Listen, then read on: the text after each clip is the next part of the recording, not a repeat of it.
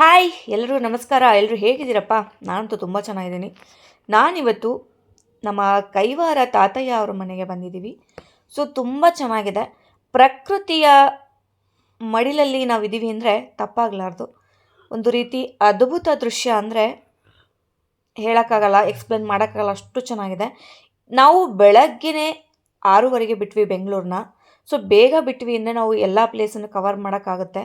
ನೀವು ಕೂಡ ಬಂದರೆ ಎಲ್ಲ ಪ್ಲೇಸು ಕವರ್ ಮಾಡಬೇಕು ಅಂದರೆ ಬೆಳಗ್ಗೆನೇ ಬಿಡೋದು ಉತ್ತಮ. ಯಾವುದೇ ರೀತಿ ಟ್ರಾಫಿಕ್ ಇರಲ್ಲ. ನಮ್ಮ ಬೆಂಗಳೂರು ನಿಮಗೆ ಗೊತ್ತಲ್ವಾ ಎಷ್ಟು ಮಟ್ಟಿಗೆ ಟ್ರಾಫಿಕ್ ಇದೆ ಅಂತ. ಸೊ ಟ್ರಾಫಿಕನ್ನು ನಾವು ಕಂಟ್ರೋಲ್ ಮಾಡ್ಕೋಬೇಕು. ಟ್ರಾಫಿಕನ್ನು ನಮಗೆ ಸಿಗಬಾರ್ದು ಅಂದರೆ ನಾವು ಬೇಗ ಬಿಡಬೇಕು. ಬನ್ನಿ ಸ್ನೇಹಿತರೆ, ಈಗ ನಾವು ಬಂದಿರೋ ಪ್ಲೇಸ್ ಯಾವುದಪ್ಪ ಅಂದರೆ ಕೈಲಾಸಗಿರಿ ಬೆಟ್ಟ. ಇದು ತುಂಬ ಚೆನ್ನಾಗಿದೆ. ಫುಲ್ ಬೆಟ್ಟದಿಂದ ಕೂಡಿರ್ತಕ್ಕಂತಹ ಪ್ಲೇಸ್ ಅಂದರೆ ತಪ್ಪಾಗಲಾರ್ದು. ಇದು ನಮ್ಮ ಬೆಂಗಳೂರಿಂದ ಜಸ್ಟ್ 70 ಕಿಲೋಮೀಟ್ರು ದೂರದಲ್ಲಿದೆ. ನಿಮಗೆ ಕಾರು, ಬೈಕು, ನಿಮ್ಗೆ ಯಾವ್ದು ಅನುಕೂಲ ಆಗುತ್ತೋ ಅದರಲ್ಲಿ ನೀವು ಬರ್ಬೋದು.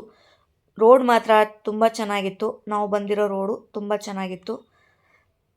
ಆಮೇಲೆ ಈ ಥರ ಪ್ಲೇಸ್ಗಳಿಗೆ ಆಗಸ್ಟ್ ಟೈಮಲ್ಲಿ ಮಳೆ ಬರುತ್ತಲ್ಲ, ಆ ಟೈಮಲ್ಲಿ ಬಂದರೆ ತುಂಬ ಚೆನ್ನಾಗಿರುತ್ತೆ ಅಂತ ಹೇಳ್ಬೋದು. ಬನ್ನಿ, ಇವಾಗ ನಾವು ಕೈಲಾಸಗಿರಿ ಹಿಲ್ಸ್ ಒಳಗೆ ಹೋಗ್ತಾ ಇದ್ದೀವಿ. ಇಲ್ಲಿ ಹೋದ ತಕ್ಷಣ ಒಂದು ರೀತಿ ಪಾಸಿಟಿವ್ ವೈಬ್ಸ್ ಅಂತ ಹೇಳ್ತಾರಲ್ವ, ಆ ಪಾಸಿಟಿವ್ ವೈಬ್ಸು ನನಗೆ ಕಾಣಿಸ್ತು. ಇಲ್ಲಿ ಒಳಗೆ ಹೋದ್ವಿ ಅಂದರೆ ಫುಲ್ ಒಂಥರ ಗುಹೆ ಮಧ್ಯೆ ನಾವು ಇದ್ದೀವಿ ಅನ್ನೋ ಫೀಲ್ ಬರುತ್ತೆ. ನಾವು ಎಲ್ಲಿ ಹೋಗ್ತೀವಿ ಅಂತಲೂ ಗೊತ್ತಾಗಲ್ಲ. ಆ ರೀತಿ ವೈಬ್ಸ್ ಕೊಡುತ್ತೆ. ಒಂದು ರೀತಿ ತುಂಬ ಖುಷಿಯಾಗತ್ತೆ. ಇನ್ಸ್ಟಾಗ್ರಾಮಲ್ಲಿ ನಾವು ನೋಡ್ತಾ ಇದ್ವಿ, ನಮಗೂ ಕೂಡ ಬರಬೇಕು ಅಂತ ಆಸೆ ಆಗ್ತಾಯಿತ್ತು. ಸೊ ಆ ಕ್ಷಣ ಇವತ್ತು ನಮಗೆ ಸಿಕ್ತು. ಈ ಒಂದು ಒಳ್ಳೆ ಪ್ಲೇಸ್ಗೆ ಬರೋಕ್ಕೆ ಒಂದು ರೀತಿ ಖುಷಿ ಆಯಿತು ನಮಗೆ. ಭಾಳ ಚೆನ್ನಾಗಿದೆ ದೇವಸ್ಥಾನ. ಇದು ಬೆಳಗ್ಗೆ 10 ಗಂಟೆಯಿಂದ ಸಂಜೆ 6 ಗಂಟೆವರೆಗೂ ಓಪನ್ ಇರುತ್ತೆ. ಇದು ಜಸ್ಟ್ ಸಿಂಪಲ್ ಅಷ್ಟೇ, ಸ್ಯಾಂಪಲ್ ಅಂತಲೇ ಹೇಳ್ಬೋದು. ಆ ರೀತಿ ಇದೆ. ಇನ್ನೂ ತುಂಬ ಇಂಪ್ರೂವ್ಮೆಂಟ್ ಆಗೋದು ಬಾಕಿ ಇದೆ. ಅಲ್ಲಿ ಹೊರಗಡೆ ಹಾಕಿದ್ದಾರೆ, ತುಂಬ ಇಂಪ್ರೂವ್ಮೆಂಟ್ ಆಗುತ್ತೆ. ಯಾವ ರೀತಿ ಇದು ಇಂಪ್ರೂವ್ಮೆಂಟ್ ಆಗುತ್ತೆ ಅಂತಲೂ ಕೂಡ ಚಿತ್ರದ ಮೂಲಕ ಅಲ್ಲಿ ಹಾಕಿದ್ದಾರೆ. ನೀವು ಹೋದಾಗ ಅಲ್ಲಿ ನೋಡ್ಕೊಂಬನ್ನಿ. ಅಂದರೆ ಆ ಥರ ಎಲ್ಲ ಹಾಕಿದ್ರಿಂದ ನಮಗೆ ಗೊತ್ತಾಗುತ್ತೆ, ಐಡಿಯಾ ಸಿಗುತ್ತೆ ಯಾವ ರೀತಿ ನೆಕ್ಸ್ಟು ಇದು ಚೇಂಜ್ ಆಗುತ್ತೆ ಅಂತ ಐಡಿಯಾ ಸಿಗುತ್ತೆ. ಈಗ ತುಂಬ ಜನಕ್ಕೆ ಇದು ಗೊತ್ತಿಲ್ಲ ಪ್ಲೇಸು. ಇನ್ಸ್ಟಾಗ್ರಾಮ್ ನೋಡಿಕೊಂಡು ಎಷ್ಟೊಂದು ಜನ ಬರ್ತಿದ್ದಾರೆ. ನಾವು ಕೂಡ ಅಷ್ಟೇ ಇನ್ಸ್ಟಾಗ್ರಾಮನ್ನು ನೋಡಿಕೊಂಡೇ ಈ ಪ್ಲೇಸ್ಗೆ ಬಂದ್ವಿ. ಒಂದು ರೀತಿ ಅಲ್ಲಿ ಇನ್ಸ್ಟಾಗ್ರಾಮಲ್ಲಿ ನೋಡ್ದಂಗೆ ಹೆಂಗಿತ್ತು ಹಂಗೆ ಇತ್ತು. ಆಮೇಲೆ ಇಲ್ಲಿ ಚತುರ್ಮುಖ ಶಿವಲಿಂಗ ದೇವಸ್ಥಾನ ಕೂಡ ಇದೆ. ಒಳಗಡೆ ಗಣಪತಿ ದೇವಸ್ಥಾನ ಕೂಡ ಇದೆ.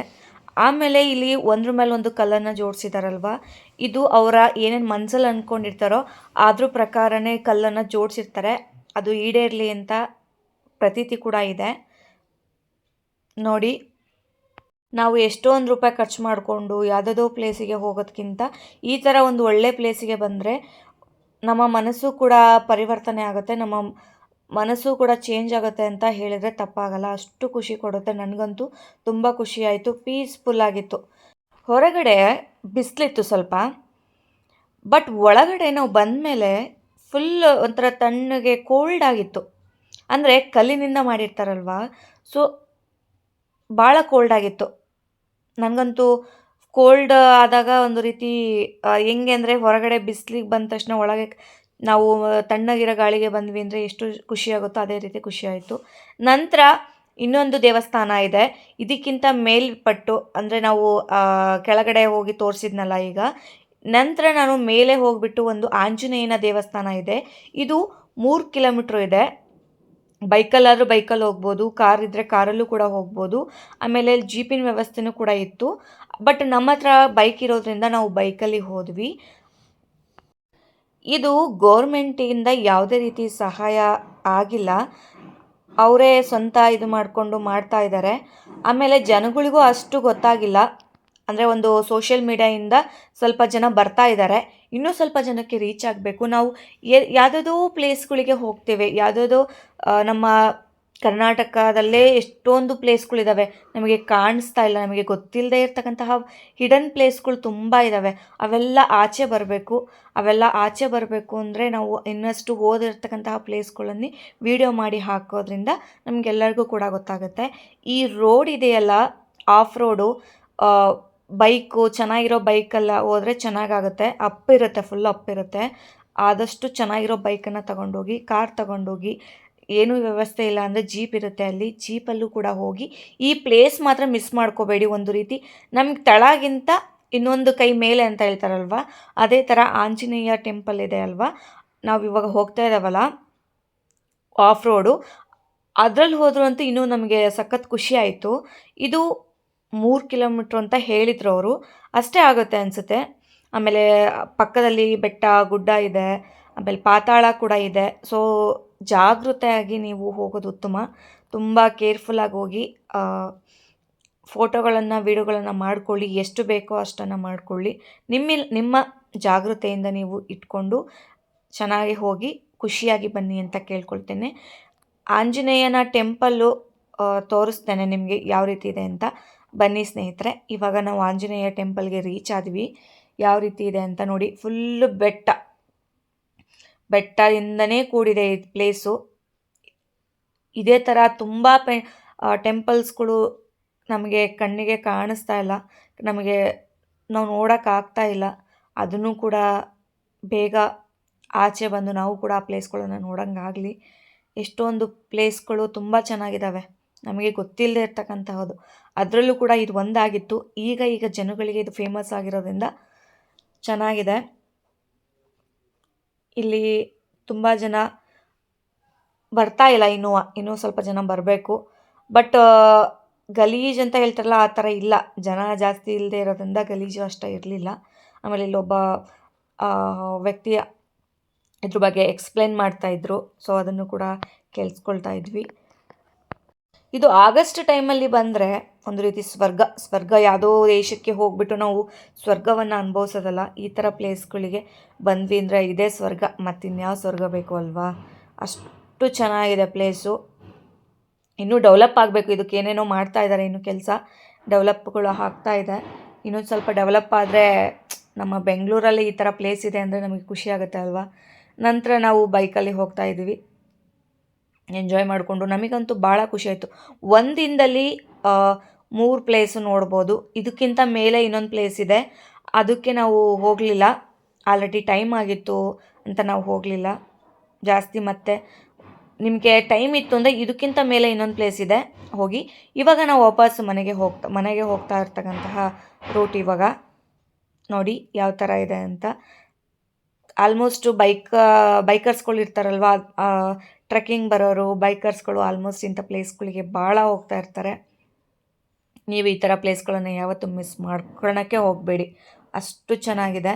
ಹೋಗಬೇಕಾದ್ರೆ ಗಿಡಗಳು, ಮರಗಳು, ಆಮೇಲೆ ಮಳೆ ಬರ್ತಾ ಇರಬೇಕು, ಆಗ ಇನ್ನೂ ಚೆನ್ನಾಗಿರುತ್ತೆ ಮಳೆ ಬರೋ ಟೈಮಲ್ಲಿ. ಪ್ರತಿದಿನ ನಾವು ಮನೇಲೇ ಕೂತ್ಕೊಂಡಿರ್ತೀವಿ, ಮನೇಲೇ ಕೂತು ಬೋರ್ ಆಗಿರುತ್ತೆ. ಆವಾಗ ಈ ಥರ ಪ್ಲೇಸ್ಗಳಿಗೆ ಬರಬೇಕು. ದುಡ್ಡು ಎಲ್ಲರೂ ಕೂಡ ಸಂಪಾದನೆ ಮಾಡ್ತಾರೆ, ಎಲ್ಲರೂ ಕೂಡ ದುಡ್ಡಿರುತ್ತೆ. ಆದರೆ ಈ ಮೂಮೆಂಟ್ಸನ್ನು ಕೆಲವೊಬ್ಬರಿಗೆ ಸಿಗಲ್ಲ, ಕೆಲವೊಬ್ಬರಿಗೆ ದುಡ್ಡು ಬೇಕಾದಷ್ಟಿರುತ್ತೆ, ಆದರೆ ಈ ಥರ ಎಂಜಾಯ್ಮೆಂಟ್ ಮಾಡಲ್ಲ. ಸೊ ನಾನು ಎಲ್ಲರ ಹತ್ರನೂ ಕೇಳ್ಕೊಳೋದೇನೆಂದರೆ, ದುಡ್ಡು ಬೇಕು, ಎಂಜಾಯ್ಮೆಂಟು ಬೇಕು. ಅದಕ್ಕೋಸ್ಕರ ನಾನು ನಿಮಗೆಲ್ಲರಿಗೂ ಹೇಳ್ತಾ ಇರೋದು, ಕೆಲವೊಂದು ಟೈಮಲ್ಲಿ ಈ ಬೆಂಗಳೂರು ಕೆಲಸ, ಡ್ಯೂಟಿ, ಟ್ರಾಫಿಕ್ಕು ಎಲ್ಲಾದ್ರ ಮಧ್ಯೆ ಈ ಥರದ್ದು ಪ್ಲೇಸ್ಗಳು ಕೂಡ ಇರಬೇಕು ನಮ್ಮ ಲೈಫಲ್ಲಿ. ಇದು ಒಂದು ರೀತಿ ಮೆಮೊರಿ ಆಗಬೇಕು ಅಂತ ನಾನು ಎಲ್ಲರ ಹತ್ರನೂ ಕೇಳ್ಕೊಳ್ತೇನೆ. ಮತ್ತು ನನ್ನ ಮಾತಲ್ಲಿ ಏನಾದರೂ ತಪ್ಪಿದರೆ ಕ್ಷಮೆ ಇರಲಿ ಅಂತ ಕೇಳ್ಕೊಳ್ತೇನೆ. ಆದಷ್ಟು ಇಂಥ ಪ್ಲೇಸ್ಗಳಿಗೆ ಎಲ್ಲರೂ ಕೂಡ ವಿಸಿಟ್ ಮಾಡಿ. ನೋಡಿ, ನಾನಿವಾಗ ತೋರಿಸ್ತಾ ಇದ್ದೀನಲ್ಲ, ಈ ಥರ ಪ್ಲೇಸಲ್ಲಿ ಮಳೆ ಬರ್ತಾ ಇರಬೇಕು. ಮಳೆಯಲ್ಲಿ ನಾವು ಬೈಕಲ್ಲಿ ಹೋಗ್ತಾ ಇದ್ದರೆ ಅದ್ರ ಮಜನೇ ಬೇರೆ.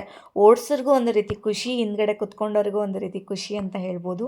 ನನಗಂತೂ ಬೈಕಲ್ಲಿ ಹೋಗಬೇಕು ಅಂದರೆ ತುಂಬ ಇಷ್ಟ. ಲಾಂಗ್ ಟ್ರಿಪ್ಪು, ತುಂಬ ದಿನ ಆಯಿತು ಲಾಂಗ್ ಟ್ರಿಪ್ಪು ನಾವು ಹೋಗಿ. ಸೊ ಅದಕ್ಕೋಸ್ಕರ ಈ ಥರ ಒಂದು ಪ್ಲೇಸನ್ನು ನಾವು ಸೆಲೆಕ್ಷನ್ ಮಾಡ್ಕೊಂಡ್ವಿ. ಈ ಥರ ಪ್ಲೇಸನ್ನು ಸೆಲೆಕ್ಷನ್ ಮಾಡ್ಕೊಂಡಿದ್ದಕ್ಕೂ ಕೂಡ ಸಾರ್ಥಕ ಅಂತಲೇ ಅನ್ನಿಸ್ತು, ಅಷ್ಟು ರೀತಿ ಚೆನ್ನಾಗಿತ್ತು. ಅಂದರೆ ನಾವು ಬೈಕಲ್ಲಿ ಹೋಗ್ತಾ ಇದ್ವಲ್ಲ, ರೋಡು ಅಷ್ಟೊಂದೇನು ಚೆನ್ನಾಗಿಲ್ಲ ಅಂತ ಹೇಳೋಕ್ಕಾಗಲ್ಲ, ಚೆನ್ನಾಗಿತ್ತು, ತುಂಬ ಚೆನ್ನಾಗಿತ್ತು. ಸಾಕು ಬೈಕಲ್ಲಿ ಹೋಗ್ಬೇಕಾದ್ರೆ, ಕಾರಲ್ಲಿ ಹೋಗ್ಬೇಕಾದ್ರೆ ಇಷ್ಟು ರೋಡ್ ಇದ್ದರೆ ಸಾಕು.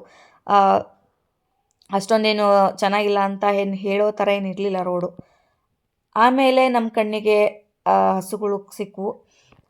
ಇಲ್ಲಿ ಹಸುಗಳದ್ದೇ ಇದು ಮಾಡ್ಕೊಂಡು ಇಟ್ಕೊಂಡಿದ್ದಾರೆ.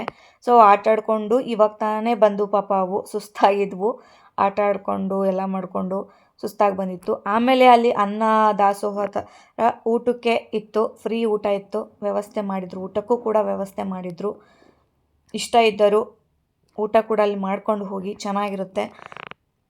ಈ ಹಸುಗಳು ನೋಡಿ ಒಂದು ರೀತಿ ಖುಷಿ ಆಯಿತು. ಮತ್ತು ನನ್ನ ವಿಡಿಯೋನ ಫುಲ್ ನೋಡಿ ಅಂತ ಕೇಳ್ಕೊಳ್ತೇನೆ. ಏನಾದರೂ ತಪ್ಪಿದರೆ ಕ್ಷಮೆಯನ್ನು ಕೂಡ ಕೇಳ್ಕೊಳ್ತಾ ನನ್ನ ಈ ವಿಡಿಯೋವನ್ನು ಮುಗಿಸ್ತೇನೆ. ಎಲ್ಲರಿಗೂ ಕೂಡ ಒಳ್ಳೆಯದಾಗಲಿ. Thank you so much. Love you all. Bye bye.